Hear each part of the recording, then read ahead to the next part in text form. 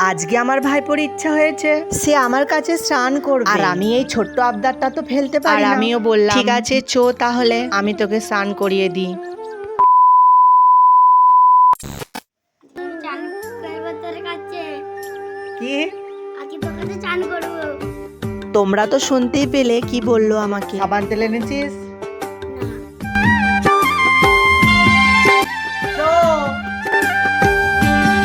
এইদিকে চান করাতে এসে আমি ওকে বলছি জামা প্যান্টটা খুলে দি আগে, তারপরে চান করাবো।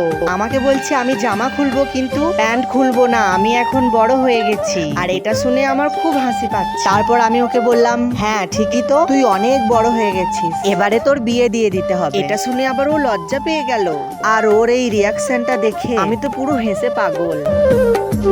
আর এখনকার জেনারেশনের বাচ্চাগুলো ভীষণ পাকা, ওদেরকে আর কোনো কিছু শেখাতেই হয় না। সে যাই হোক সেটা পরের কথা। আর ওকে স্নান করাতে গিয়ে আমার ছোটবেলার কথা মনে পড়ে গেল। আমি যখন ছোট ছিলাম ওর মতন বাইনা আমিও করতাম। আর সেই সময় বড়দের মনের যে আনন্দ সেটা আমি এখন বুঝতে পারছি। আর ওকে স্নান করানোর সময় আমার মনের মধ্যে একটা বিশাল ভালোবাসা কাজ করছিল।